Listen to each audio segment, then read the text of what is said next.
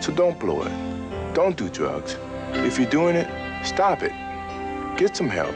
Hello everyone and welcome to Action RPG. I'm your host Aaron, and for today's video we're headed to the world of Path of Exile 2. We are pushing endgame, we're approaching 100 hours already into this brand new title, and for this video is going to be for the new player experience. Maybe somebody new to Path of Exile, somebody that doesn't know all the ins and outs of the game. I'm going to give you my 8 top tips for a new player that is definitely going to change your experience around, and we're going to jump right into this with number 8. Now this first one's a little weird, but I know you're going to thank me later if you haven't done that yet, and that is setting up your stash accordingly. If you spent $30 on the early access, that also give you $30 in in-game currency. And there are 3 stash tabs you are going to absolutely want and need. They are such a requirement, they make your life so much easier. Now what you want to do is hit M. M is going to pull up kind of the featured section here, thank you. And then on the left-hand side here, you go to shop. And then you see stash tabs right at the top. And again, you're going to have in-game currency to spend if you spent the $30 on early access. And the 3 you want to start with is your gem tab. You want your currency tab. Those 2 are actually the most important. And then I also recommend the essence tab, just because it's also not that expensive. Essence, currency, and gem. Now, when you look at your actual stash, when you have them, you will see them right here. Here is my currency, here is my essence, and here is my gems. All organized, clean, easy. But what makes these special as well is when you come up here, you can right click on it. So here's my currency tab. And then you want to check this box right here. This is checking your affinities, all right? And you could name it and color it however you want. And by doing that, one, obviously it's going to organize all your currency nice, but when you click on your stash, let's say you're on tab 2 and you've got some currency in your inventory, you can control click and bam. The currency that you had is all sorted. Even though you are not on that tab, it goes to the correct spot. It is a godsend for Path of Exile 2. Number 7, runes and sockets. These are very important and they are going to help you in late game and early game for Path of Exile 2. Now I'm going to show you how it works. Let's say you find an item and it looks decent. You can take this item, all right, and you can actually add a socket to it, all right? So you have this currency right here, Artificer's Orb, and you could right click on it and bam. You have now put a socket on that item.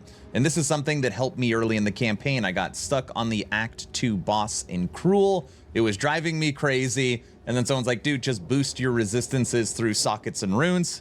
And we beat it on the next try. So now that that socket is there, you can look through your runes and see what you want. Do you need armor? Do you need evasion? Do you need cold, lightning resistance? And if you are struggling with a certain area, you could take that socket and bam, and you have now added 12 cold resistance to this item by putting in a rune. It is very easy to socket. It is very easy to find these runes. Now, another tip for this section is this is a permanent selection.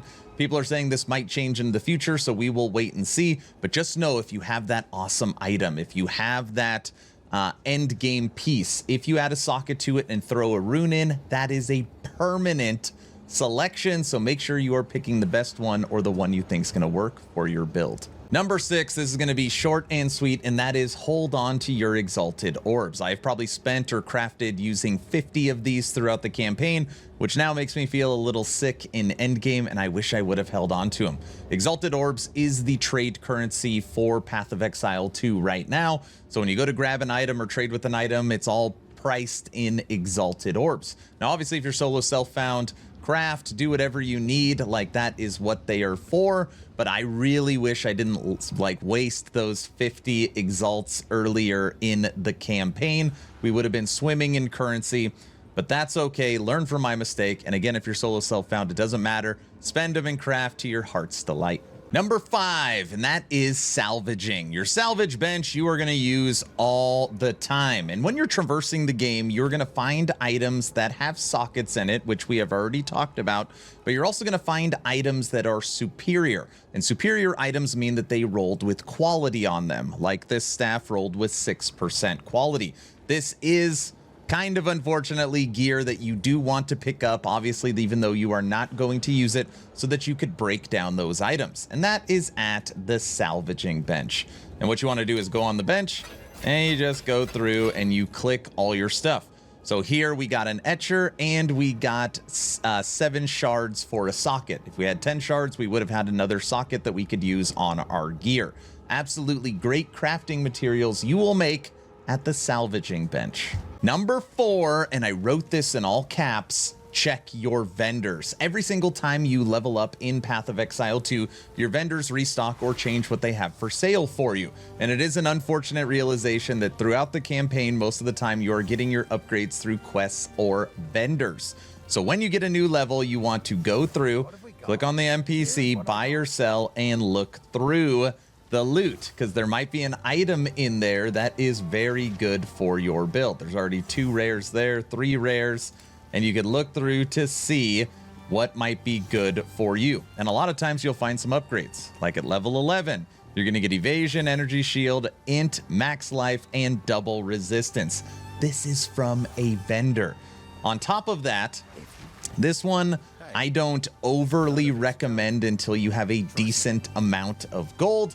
But you can also gamble to try and get an item you are looking for. So if all of your gear is good except for helmets and you've got a plethora of gold, you can go and gamble as well to try and snag a decent item. But normally in action RPGs, you don't use your NPC vendors very much. In Path of Exile 2, you do. Number 3, we're going to talk about support gems. And this is one that like blew my mind. I felt like an imbecile that I did not know this. So when you go to get a support gem, all right, you right click on the support gem and it pulls up all your skills. Anybody that's played the game knows this system. And when you're clicking through your skills, it shows you what support gems are available to you. But what you might not know, which I didn't know until later on, because when I click on Skeleton Cleric, I just figure there is 9 available, 4 coming soon. So really, I only have 5 options. That is not correct, because by default, you have this checkbox right here on the bottom, show recommended gems, as a default to try and support newer players. And when you uncheck this box, you will see that Skeleton Cleric actually has a lot more support gems that works with it, just the game hides them behind this checkbox, which is absolutely crazy. Look at the difference. Skeletal Arsonist, 9 support gems, uncheck the checkbox.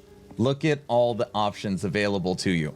Now, right now, there are some options in here that might not work with your Skeleton Arsonist, so you do got to be a little careful and match up the support tags, but in the future, that's the way the system should work. Now, the crazier part is that even though I have unchecked this box, when we exit the screen, go to our stash, go to get another support, the game auto rechecks show recommended gems. I do think this is something that they will change likely in the near future, but just don't think that these are your only options. Number 2, I'm going to introduce you to a key you're going to fall in love with inside of Path of Exile 2, and that is the Alt key on your keyboard. Now, obviously, this game is very complex. If you're new to the genre or new to Path of Exile, there's going to be tons of terminology you're going to try and figure out, and the Alt key is going to help you with this. Now, if you take my scepter, for example, you're going to notice a lot of underlined terminology on here, and you can use this method when you are looking at skills, when you're looking at tooltips, when you are looking at gear. Anything that has an underline on it, you can read. And when you hit Alt, it is going to lock the text so that you can move your cursor, and anything underlined you can read. So here's the tooltip for discipline. Here's the breakdown for physical. Here's the breakdown for attack, cold, presence, allies. Anything that is underlined on here, you can read. So if you don't know what something means, it is likely a term you have not heard of. You can hit Alt and it'll tell you exactly what spirit is. Now, on top of this, when you hit Alt, it is also going to show you the roll ranges of the affixes that you have, and it is very, very small. But if you look over here to the right, when you hit Alt, it is also going to show you the tiers of those affixes. So not only is this key giving you all the info, it is also giving you the range, and it is giving you the tier of your affixes. Very, very important, and it is going to help you understand Path of Exile 2. Number 1, and man, do I wish I knew this early on. Okay, inside of Path of Exile 2, the campaign for this game is vast. It is the longest campaign I have ever seen inside of an action RPG. Some people love it, some people hate it. That's not even the point, okay? And if you are a completionist, this is going to mean nothing for you. But when you are traversing this campaign, if you literally want to cut your campaign length in half, I have friends that have done it 80 hours, 60 hours, or 30 hours. It is this long spectrum. These side quests that you see here, you only want to complete the ones that have a little plus on it. So you'll notice in this zone here, the hunting grounds, there is 1 boss, 2 boss, and then there's an altar. And now the completionist is going to do all of those, of course. But the only one that is going to give you a permanent buff to support your character is this one right here, the Crow Bell. And they have indicated that with this little plus here. So when you are going map to map, you don't care about the crop circle, but you do care about the hut. And this is going to save you a lot of time when you are hunting on those maps. For me, when I was starting the game, I would go to an area, I would find 1 boss, find the 2nd boss, find the ritual, and once I've knocked out everything in the zone, move on to the next. And obviously that's how a lot of people play the game. But if you are somebody trying to speed run the campaign, as soon as you find the Crow Bell, you don't need to worry about the other 2. You can just immediately move on to the next section, because that is the only thing that is going to give you a buff. All right, everyone, that's the video. My top 8 tips for a new player for Path of Exile 2. Did you learn anything? Did I miss something? Like, dude, you got to tell them that. Let me know your thoughts in the comment section below. Please like, share, and subscribe if you think I've earned it. I'm live every single day on Air and Action RPG on Twitch, and just so blown away by the support to this community. We just passed 20,000 followers on Twitch. Thank you guys so much. Make sure you check out the Discord. Right now we have a giveaway for another Path of Exile 2 key. So we do all our movie nights, game nights. We cover all things action RPG. Awesome place to hang out. Almost 4,500 members. I'm done. Hopefully you were entertained or at least learned something. Aaron, out.